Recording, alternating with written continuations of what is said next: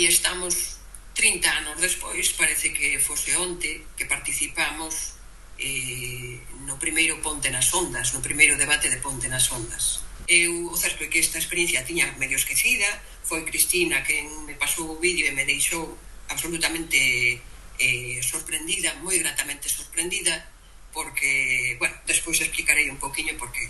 Esta primeira emisión de Ponte nas Ondas veu dada quizáis pola apertura da Ponte Internacional de Salvaterra o 29/3 do 95, que estiven a investigar un chiquiño, deu cabida nesa primeira vez a rapaces monsanenses e a rapazas do IES de Pontareas, que daquela se chamaba así, e que nos van falar un pouquiño, pois, quizáis, non? Do que elas senten con respecto a ese proxecto, o que supuxo para elas, ou alá o que elas consideren. Eu son Sandra, unha daquelas participantes de Ponte nas Ondas de fai 30 anos. Cando fago unha viaxe no tempo e recordo aquel programa de radio, síntome realmente moi afortunada de ter participado, porque non só aquela ponte entre Galicia e Portugal marcou un antes e un despois na comunicación entre dous povos, dende logo, senón tamén a idea de facer aquel programa de radio foi moi novidosa e axudounos moitísimo a aprender, a comunicarnos e a expresar as nosas ideas, que naquel momento eran moi importantes porque estábamos a ver como Galicia e Portugal se unían de maneira moito máis real e física e todo parecía moitísimo máis sinxelo.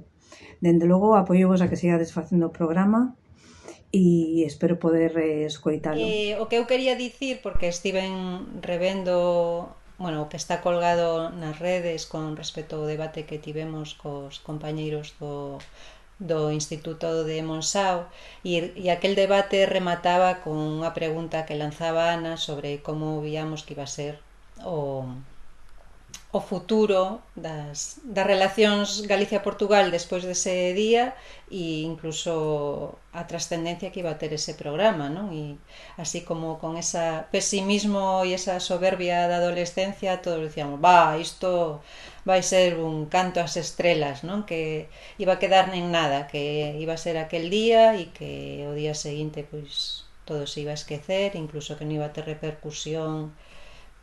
O programa, iso, non iba a ter continuidade, nos mirábamoslo así, e despois as relacións Galicia-Portugal pois tampouco fomos capaces de ver que esa ponte iba a dar comezo a unhas relacións moito máis fluidas e fructíferas, non?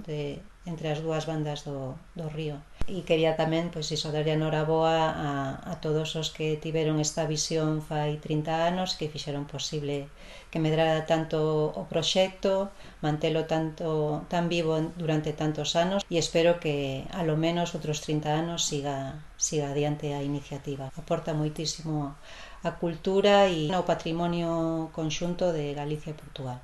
Pois eu, a verdade é que tamén non me acordaba moito desa celebración, bueno, do encontro que fixeramos co gallo da inauguración, e foi como unha excusa para pôr en contexto tamén as relacións de Galicia e Portugal naquel momento.